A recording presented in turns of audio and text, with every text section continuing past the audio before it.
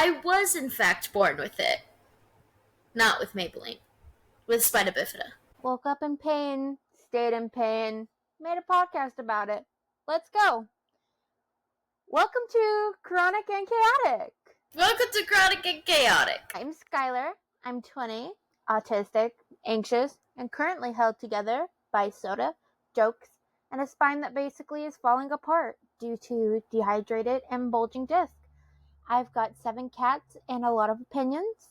On Chronic and Chaotic, I bring the oversharing, the weird metaphors, and way too many cat stories. And I'm Jenna. I'm 22, chronic pains, reluctant roommate, a professional overthinker with a neurodivergent mind that takes detours mid-sentence, and I watch Billie Eilish edits like it's my religion. This episode is called I Didn't Choose the Chronic Life, the Chronic Life Chose Me, and we're going to talk a little bit about ourselves. I know, selfish, but we want to let you know about who we are, and we want to ask you guys questions, and we have some fun things that we're going to get into today.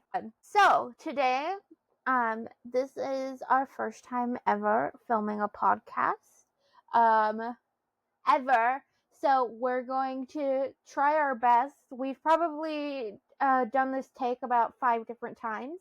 So we're gonna try to talk about, our lives, and we're gonna try and talk about some stories that we've received through TikTok. And we are going to talk about we're gonna do a little fun game later called Chronic or Chaotic. And this should be really fun. The first thing I want to address and talk about is, how did we realize, we were different, or how did we realize, we just didn't fit in with the other people around us. So I'm going to pass it off to my lovely fiance, Jenna, and she's going to talk about her experience first.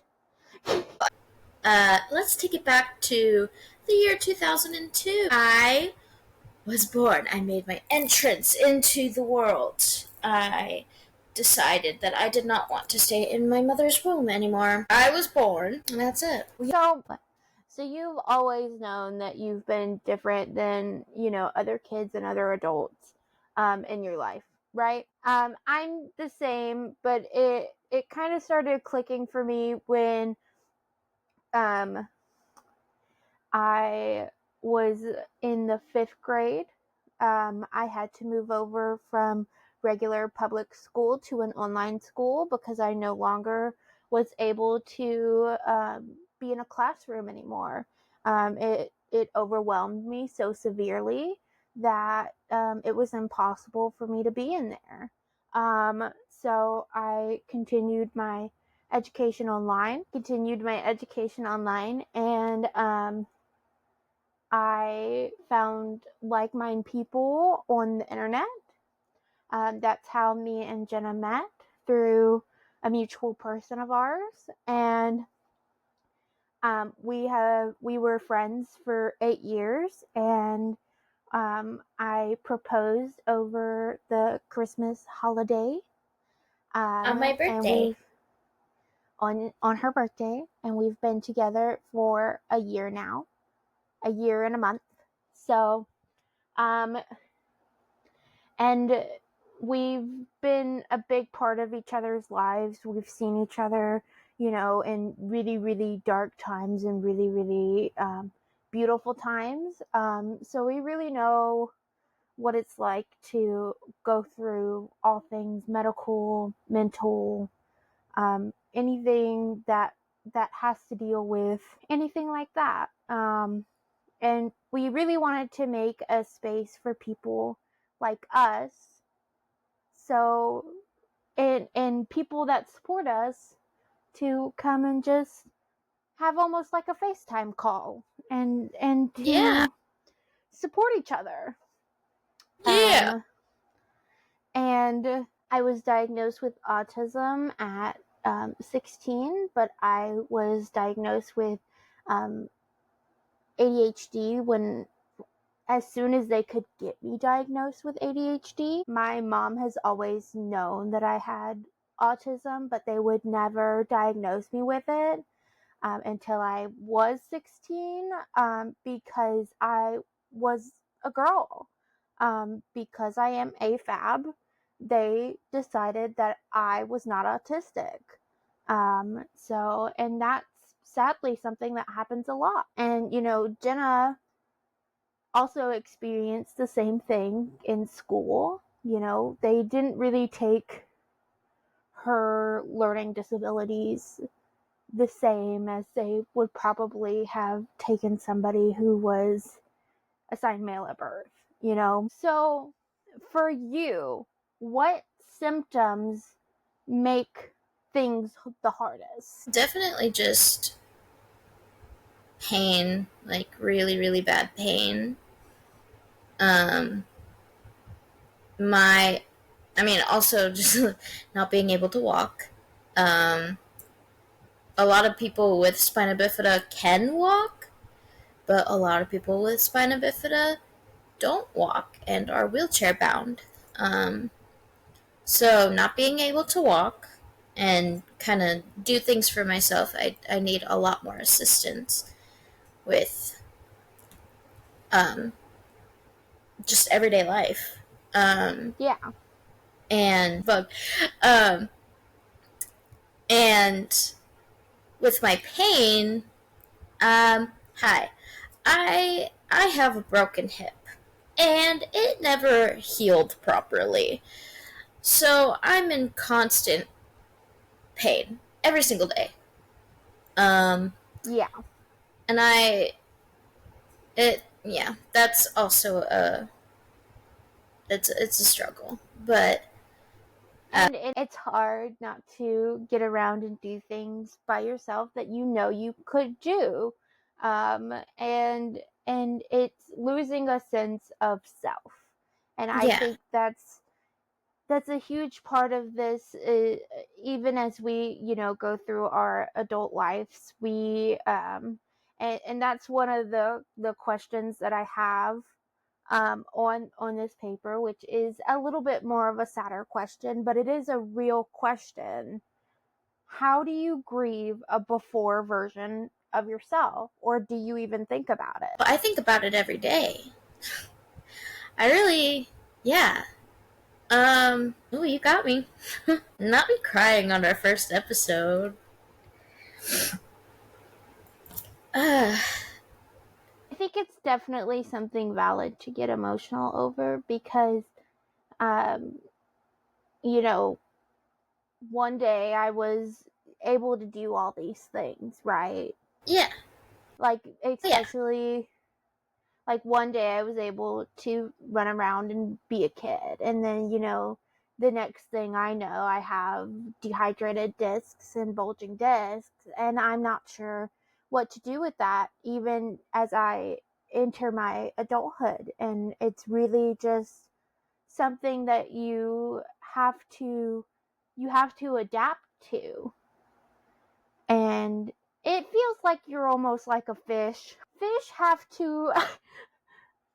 have to adapt to their environment. So, like, there are fish in the Amazon who have bulletproof like scales because there's so many piranha in the water, so they don't get bit by the piranha. And it feels like we're almost like those fish. We've had to adapt to our environments, whether that be physically or mentally, and make our own bulletproof shell. And it's hard not to think about the things we did in the past. On the more chaotic side of things, what's the weirdest thing that helped you cope with pain or anxiety or depression? What's the weirdest thing? Have to really think about that. I can tell you mine while you think. Okay. When I was going through a lot of the stress with school stuff, I got a gift. It was a scarf, and I slept with that scarf. Like, I wrapped it around my head and I slept with it at night. And that's probably like the most, and that's what I do when I'm like really like, if my head hurts, I will go into like cocoon mode and put things on my head that like squish my head. I don't know what it is about that, but it feels so chaotic to me because I will put anything on my head to make it just have that pressure. So like when I had the vid, I was laying in my bed with a blanket wrapped around my head like I was a little mummy. Aww. Oh, that's so cute. And so that has helped me cope with migraines and sometimes with feeling stressed out. And that always feels a little chaotic to me. Yeah, sorry, you were frozen for a second. So, What about your burrito? my burrito? Your burrito? Uh, I think that's a pretty chaotic way to cope. that is a pretty chaotic way to cope. Um, I guess the closest thing I could think of is like, I can't do it at home, but like whenever I'm in the hospital and I just got a surgery, or it's mainly after I get surgeries. I have to have my bed literally like the head is all the way up and the feet are all the way up. I call it my taco. I literally make my hospital bed a taco because that's the only way I'm comfortable. Why? Don't know. I'm just like that. So All taco and right. burrito. Taco and burrito. Aww. All right. So what brought us here? Why are we doing this? What's kind of our motivation, and I really want to speak on that. Yeah. So with having medical issues, and constantly being in and out of the hospital and being a complicated case where doctors don't believe you or blame it on anxiety, it can get very lonely and isolating. And I know for a fact that a lot of people can relate to that. And I guess if you're watching this and you do relate to that, you are not alone. And Exactly. A big shout out to my therapist because she's the one that really, kick-started me in this direction. She didn't specifically say podcast. I kind of took that and ran with it. well, and we've been talking about this for like over We've a year. yeah, we've been talking about it, but it's not something we've ever put, a lot of effort into. Um, because, it's hard when you have, so much chaos in your life going on. But I think it's really important for us to start reaching out and not only that, but be a point of advocacy for people who need it.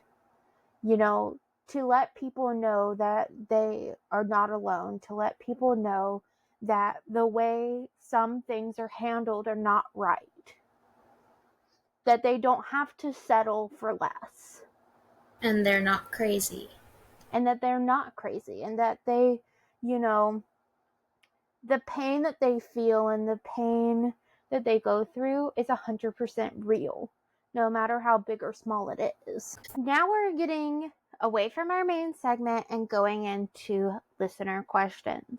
I'm so excited to get to know you guys and to talk a little bit about some of the things that we found out through TikTok. Our TikTok is Chronic&Chaotic if you want to check us out there. You can DM us your stories. We love to hear all things medical, chaotic, anything, Anything. and we might share it on the podcast. Okay. So we have a list of questions. Just so you know, we are reading. So if you see our eyes move to the side, that's why. I'm gonna pick one off of the list, and then we'll kind of go back and forth discussing, and you guys can also discuss in the comments um, what you feel or how you feel about this certain question. Here's our first question. Have you ever trauma bonded with a stranger in a waiting room? Yes. Oh my god. Yeah. So, so many. So many. Especially when you're like waiting in a waiting room in the ER for hours, hours on end. Yeah. Like I've been in an ER waiting room, just the waiting room, for 12 hours maybe. The ER times Um can get crazy. insane.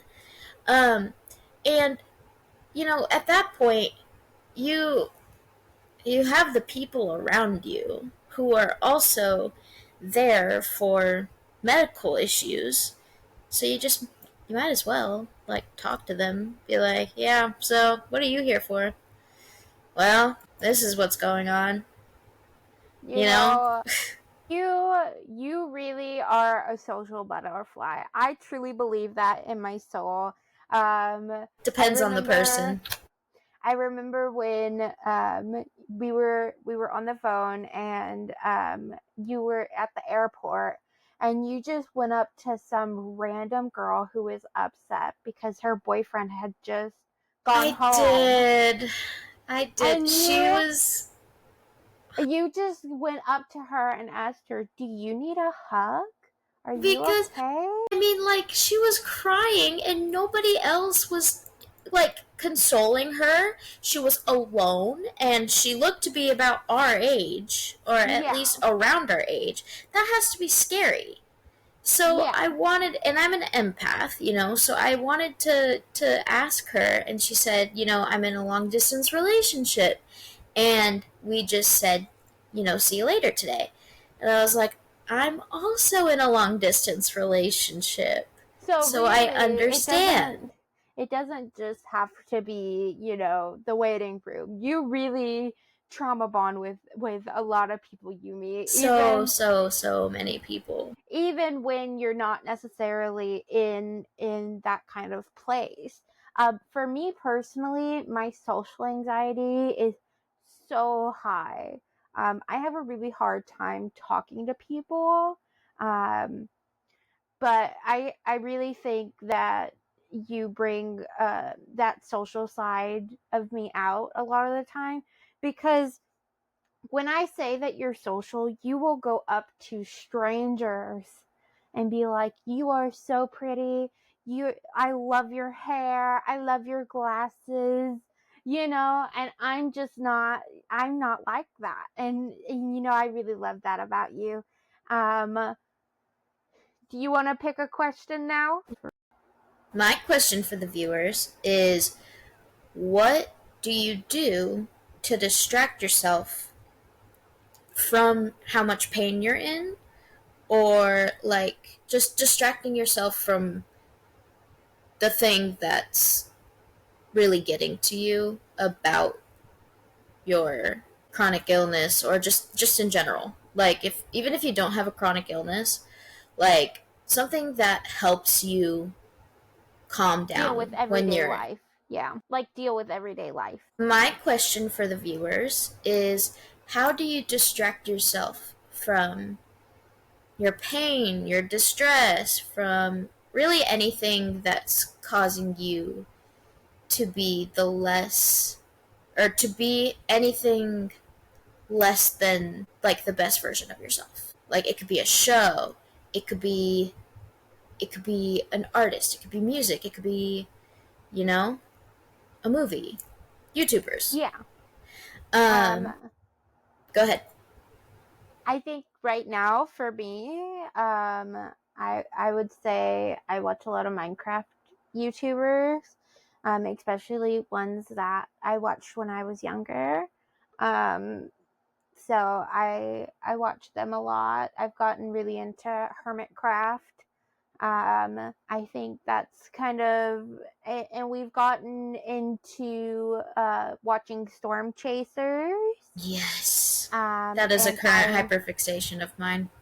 that is a huge hyperfixation. And I also have been watching this show on Disney Plus that's about them catching like the biggest fish in the world. Mm-hmm. So that's what I've been doing. What have you been doing? I listen to Billie Eilish, Lady Gaga. Those are like my top two favorite all-time singers. I look up to them a lot. Um, and I love The Office, Friends. I like coloring. Like that's an activity that I like doing. Uh, like you said, storm chasing. Let's see. What else? Oh, the Sordiolo triplets You went on. to see them on tour. I did. I got to see them their opening night for the surprise party tour, and it was amazing. It was so good. I love them so much. They've gotten me through a lot. We also watch a lot of ghost hunting videos.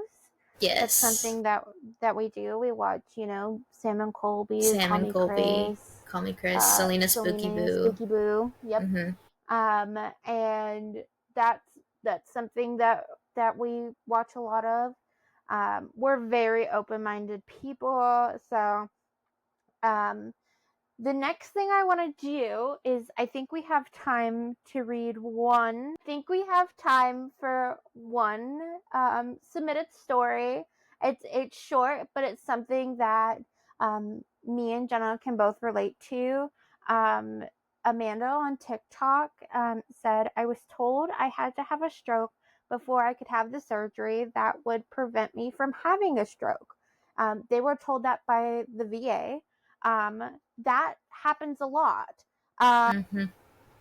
When Jenna had a um, what are they called? Hernia, they pretty much said that the hernia needed to get obstructed before they could do surgery on it. And they really had to push for them to not do that. And I think it's really unfortunate that we have to wait till something becomes so severely wrong that we could possibly pass away. I think it's really wrong that we have to wait till we could possibly pass away um, for doctors to take us seriously and perform surgery. Even when you had that surgery on your hernia, they called it an elective surgery, um, which I think is crazy. And I think that happens with a lot of people.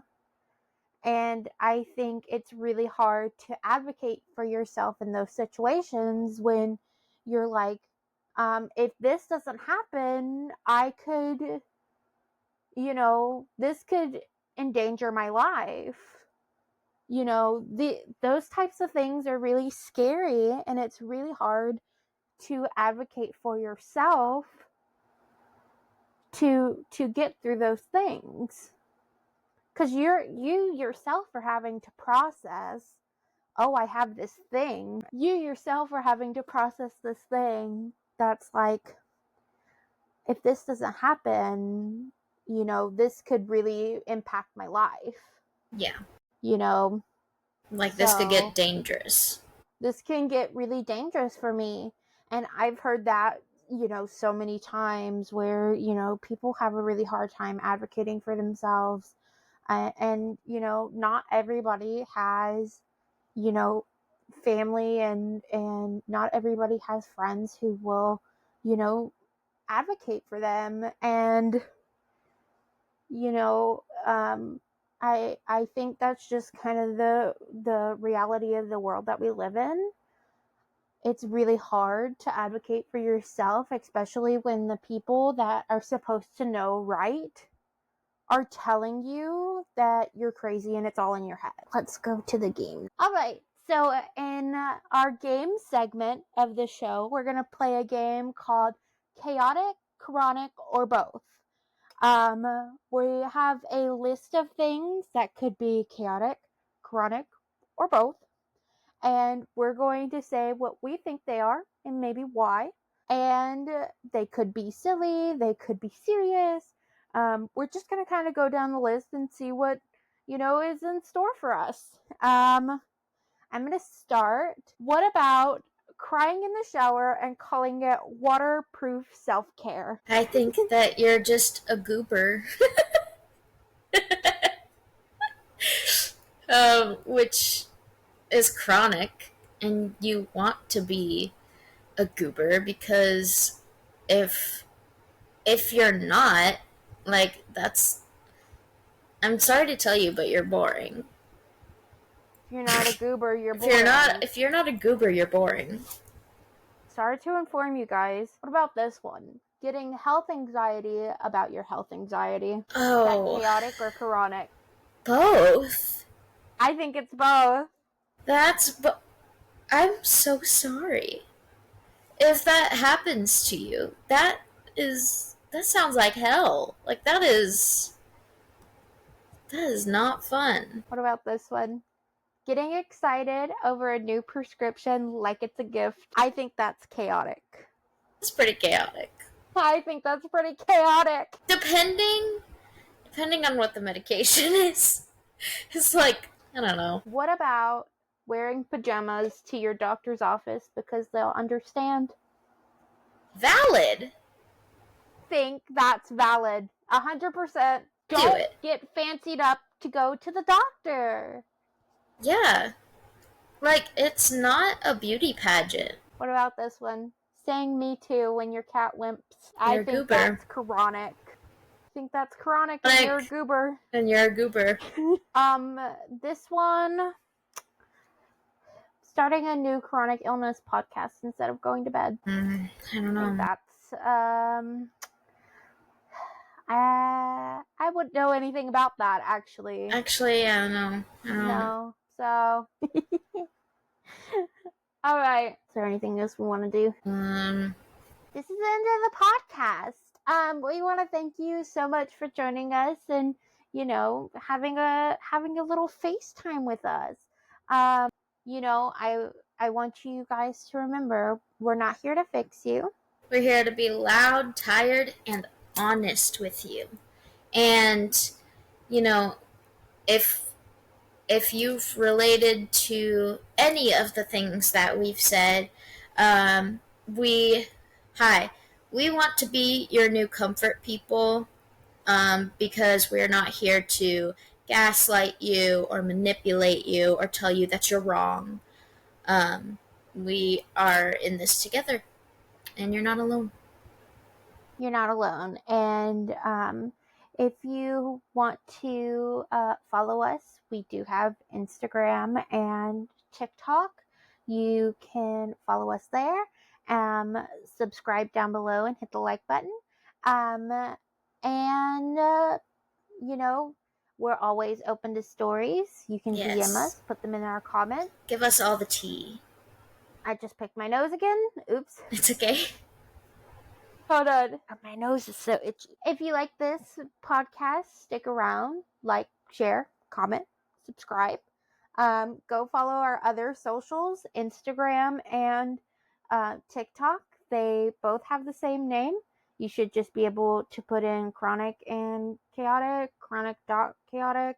I'll put them in the description below. And we hope you have the best day you can have. All right. Bye.